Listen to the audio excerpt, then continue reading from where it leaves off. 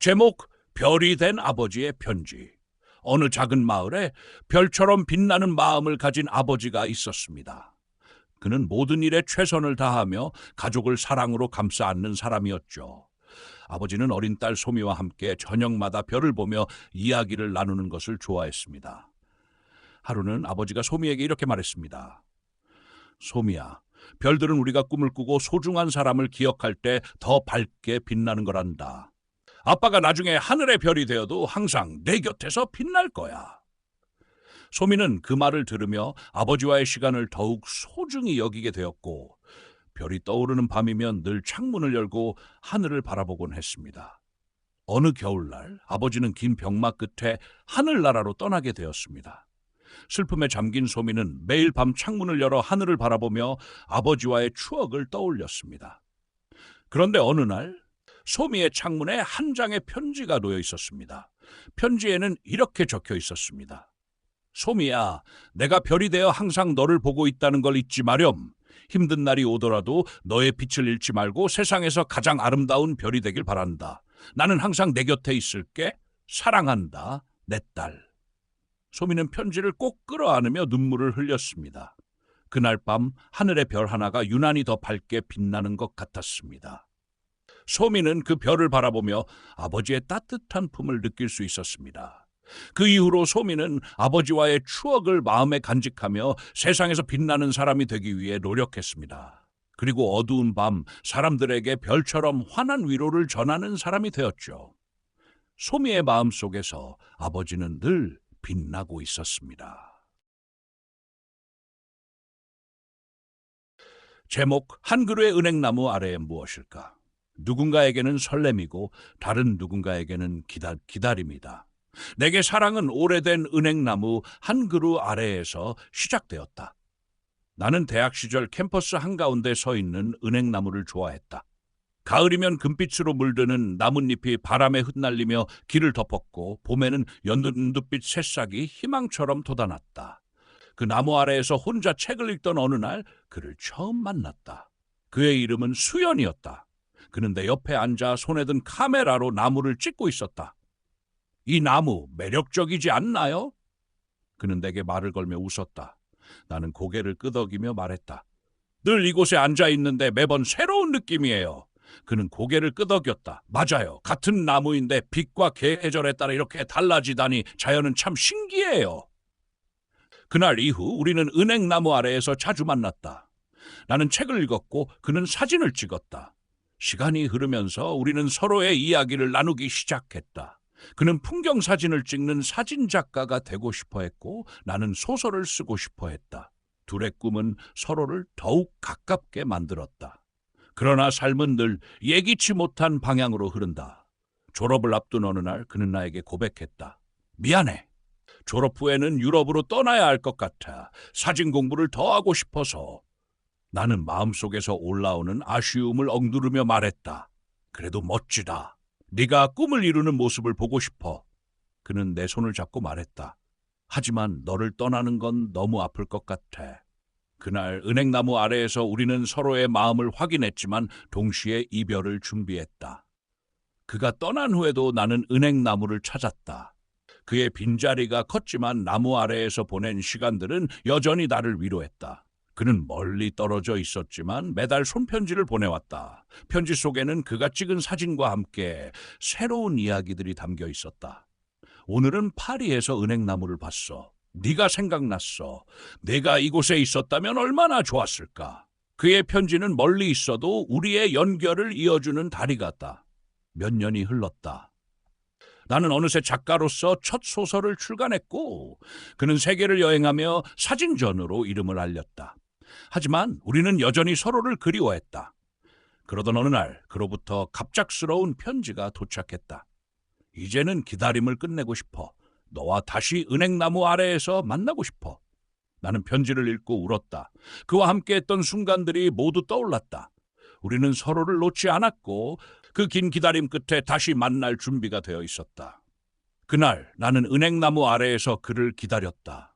그는 예전과 다르지 않은 따뜻한 미소로 나에게 다가왔다. 오래 기다렸지? 나는 고개를 저으며 말했다. 아니, 기다릴만 했어.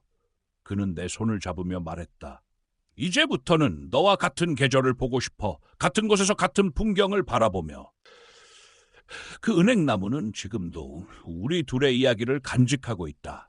나무 아래에서 시작된 우리의 사랑은 시간과 거리를 넘어 다시 뿌리를 내렸다. 매년 가을 우리는 나무 아래에서 손을 잡고 걸으며 서로에게 속삭인다. 사랑은 기다림이었고 너와 함께라면 그 기다림도 아름다웠어. 이 이야기는 은행나무처럼 변함없는 사랑과 기다림을 담았습니다. 감동적으로 다가갔길 바랍니다. 제목, 시간을 건너는 편지.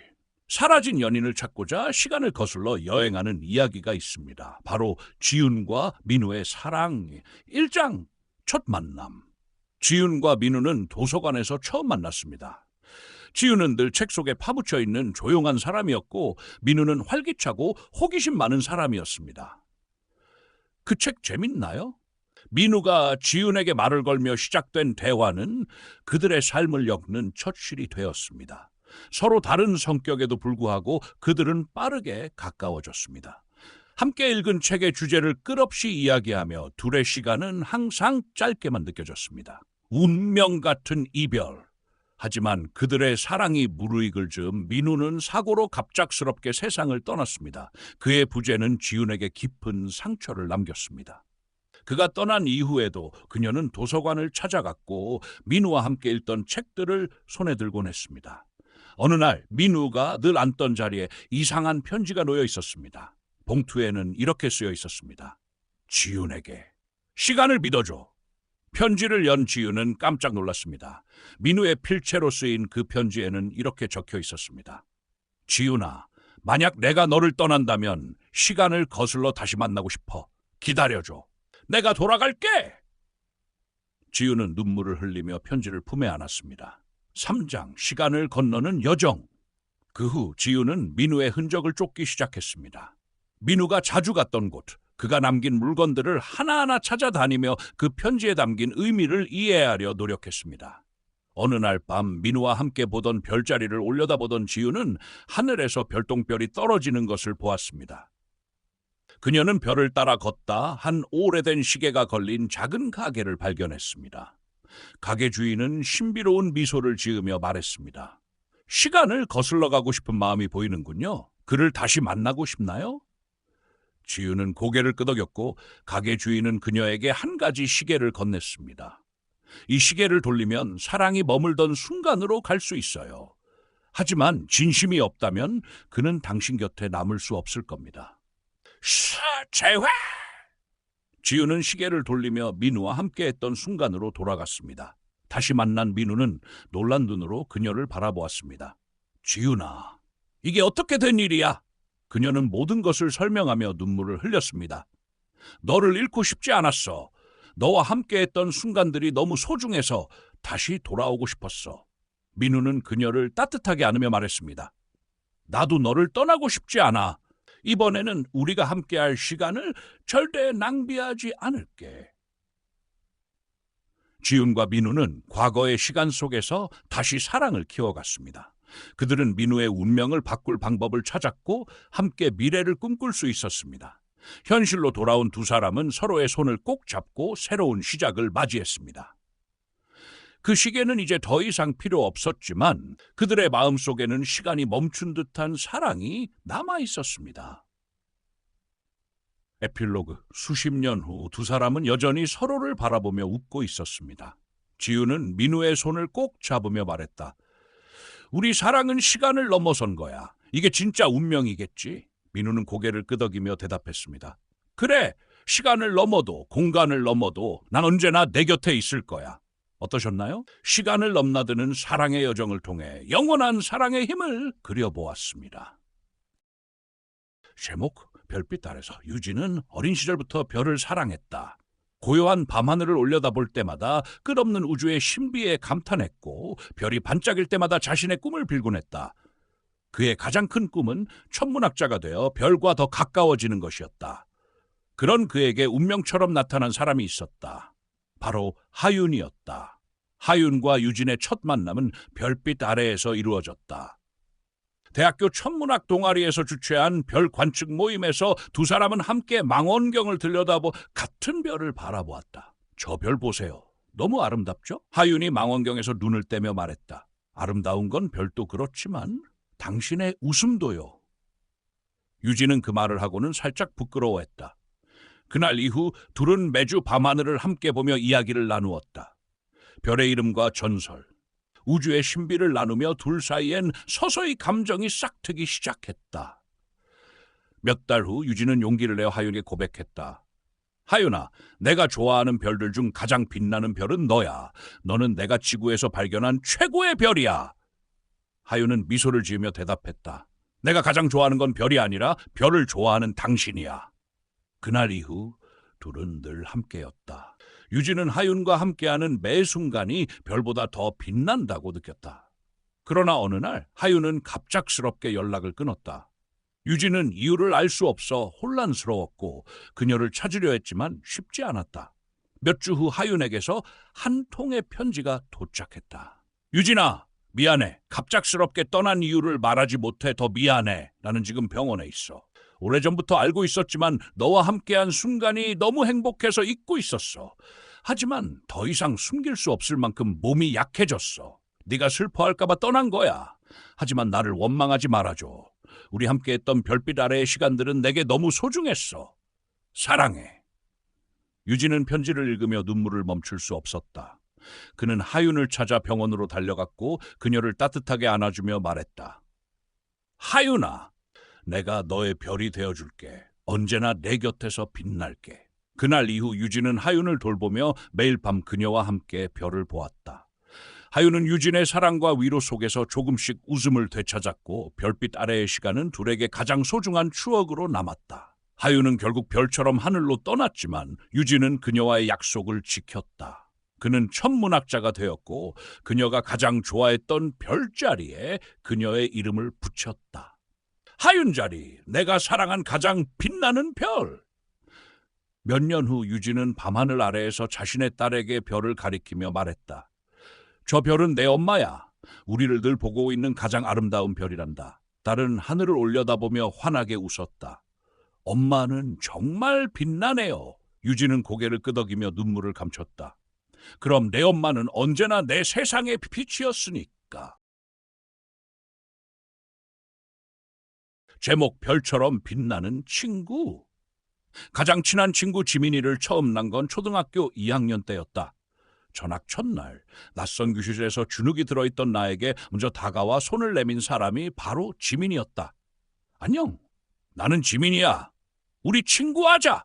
그 순간 나는 혼자가 아니라고 느꼈다.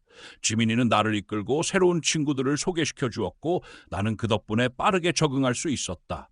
지민이의 밝고 따뜻한 에너지는 마치 빛처럼 주변 사람들을 환하게 했다. 중학교에 올라가면서 우리 둘은 같은 반이 되지 않았다. 하지만 점심시간이면 지민이는 언제나 내 자리로 와 함께 밥을 먹었고 쉬는 시간마다 날 불러내어 운동장을 함께 뛰어다녔다. 지민이는 항상 나를 격려하고 지지해주는 사람이었다. 내가 수학시험에서 낙제를 했을 때 지민이는 내게 수학 공책을 펴보이며 말했다. 너도 할 수 있어! 우리 같이 공부하자! 그때부터 우리는 매일 방과 후 도서관에 모여 공부를 시작했다.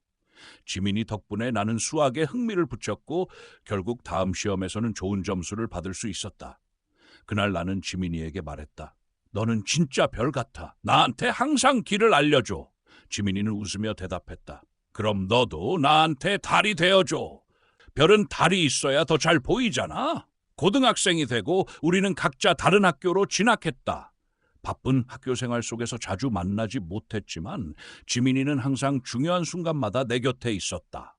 내가 입시 스트레스로 힘들어할 때도 부모님과 다투고 속상해할 때도 지민이는 긴 문자를 보내거나 불쑥 내 앞에 나타나 나를 위로해 주었다.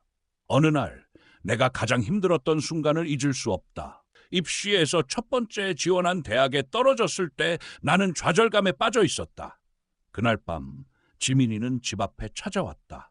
손에는 내가 좋아하던 따뜻한 핫초코와 편지가 들려 있었다. 넌 누구보다 열심히 했잖아. 네가 얼마나 대단한 사람인지 알기 때문에 이건 그냥 과정일 뿐이야. 별은 구름이 거칠 때 더 반짝이는 거 알지? 너는 곧 빛날 거야. 지민이의 말은 내 마음을 녹였고 다시 일어설 용기를 주었다. 그녀의 진심이 담긴 위로는 내 인생에서 가장 따뜻한 순간 중 하나로 남아있다.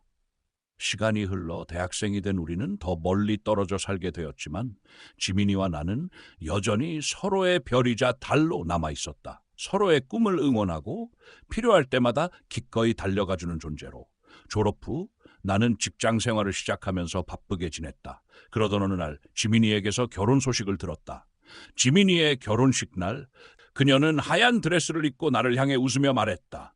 내 결혼식에서 네가 제일 중요한 손님이야. 너 없으면 오늘날의 나는 없었을 거야. 그 말을 듣는 순간 눈물이 났다. 서로가 서로의 삶에 얼마나 큰 영향을 끼쳤는지 새삼 깨달았다. 지금도 나는 가끔 밤하늘을 올려다보며 생각한다. 내 삶에서 지민이는 별처럼 늘 빛나고 있었다. 힘들 때마다 길을 알려주고 내가 어둠 속에 있을 때 빛을 비추어준 친구. 우리의 우정은 시간이나 거리를 초월한 소중한 인연이다. 지민이는 내게 세상에서 가장 아름다운 친구로 남아있고 나는 그녀의 별처럼 평생 빛나고 싶다. 제목, 형의 신발. 어릴 적 나는 형이 내게 세상에서 가장 멋진 사람이었다. 형은 나보다 5살 많았고 뭐든 잘했다. 공부도 잘했고 운동도 잘했고 친구들에게도 인기가 많았다. 하지만 무엇보다 형은 나를 정말 아껴주는 사람이었다. 형은 늘 나를 챙겼다. 엄마가 집에 없을 때면 밥을 차려주고 내가 넘어져 울면 손수 무릎에 약을 발라주었다. 내가 좋아하던 간식을 살 때면 형은 자기가 먹고 싶은 걸 포기하고 항상 내 몫을 더 챙겼다. 초등학교에 다니던 어느 날 친구들이 새 운동화를 자랑하며 놀리는 일이 있었다. 너희 집은 돈이 없어서 이런 거 못 사지? 라는 말을 들었을 때 어린 마음에 정말 서럽고 창피했다. 그날 집에 돌아와 형에게 하소연을 했더니 형은 아무 말 없이 내 이야기를 들어주었다. 며칠 뒤 형은 낡은 운동화를 신고 집에 들어왔다. 형, 새 운동화 산다더니 이게 뭐야? 라고 물었더니 형은 웃으며 말했다. 괜찮아. 이게 더 편하더라. 하지만 얼마 지나지 않아 나는 엄마에게서 사실을 알게 되었다. 형은 자신의 새 운동화 값을 아껴 내게 새 운동화를 사주었다는 것을. 그날 밤 나는 새 신발을 품에 안고 한참을 울었다. 형의 따뜻한 마음이 너무 고마워서. 시간이 흘러 우리는 각자의 길을 걷기 시작했다. 형은 대학에 진학한 뒤 학비와 생활비를 벌기 위해 아르바이트를 시작했다. 형은 종종 피곤한 얼굴로 집에 돌아왔지만 나를 볼 때면 언제나 환하게 웃었다. 너 대학 가면 형이 도와줄게. 걱정하지 마. 그리고 정말로 형은 나를 위해 약속을 지켰다.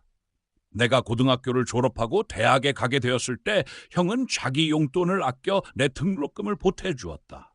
형의 도움 덕분에 나는 아무 걱정 없이 공부에만 집중할 수 있었다. 가장 기억에 남는 순간은 내가 첫 월급을 받았을 때다. 형에게 작은 선물을 하고 싶어 고민 끝에 멋진 가죽 구두를 사서 건넸다. 형은 구두 상자를 열어보더니 한참을 바라보았다. 이제 네가 형 신발까지 챙겨주는구나. 그 말에 우리 둘은 한참을 웃었다. 그리고 형은 내 어깨를 두드리며 말했다. 너도 이제 다 컸다. 형은 네가 정말 자랑스럽다. 지금 나는 직장인이 되어 형과 따로 살고 있지만 우리는 여전히 서로를 위해 살아간다. 형은 여전히 내게 힘들 때 기댈 수 있는 기둥 같은 존재이고 나는 형이 자랑스러워할 만한 동생이 되려고 노력한다. 어릴 적 형이 내게 사준 운동화처럼 형의 마음은 언제나 나를 더 좋은 곳으로 데려다 주었다. 그 신발 한 켤레에 담긴 사랑과 희생을 나는 평생 잊지 않을 것이다. 형은 내 인생에서 가장 따뜻한 사람이고 나는 그 사랑을 가슴속에 품고 형을 따라 걸어가고 있다. 제목, 엄마의 따뜻한 등.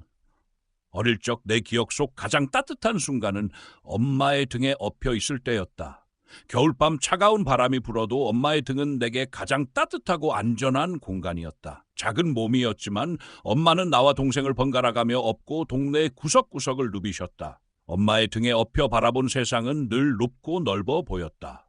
나는 늘 궁금했다. 엄마는 어깨가 좁은데 어떻게 그렇게 많은 것을 짊어질 수 있는지. 우리 가족의 삶을 책임지고 빚더미 속에서도 웃음을 잃지 않는 그녀의 힘은 어디서 오는 것인지. 엄마는 새벽마다 시장에서 채소를 팔았다. 겨울이면 찬바람이 손끝을 핥히었고 여름이면 땀방울이 끝없이 흘렀다. 그런 고단한 날들에도 엄마는 늘 나와 동생을 웃으며 맞아주셨다. 오늘은 어떤 공부를 했니? 라고 물으며 우리의 이야기에 귀를 기울이는 엄마의 눈은 언제나 반짝였다. 초등학교 5학년 때 친구들이 새 옷을 입고 다니는 걸 보며 부러워한 적이 있다.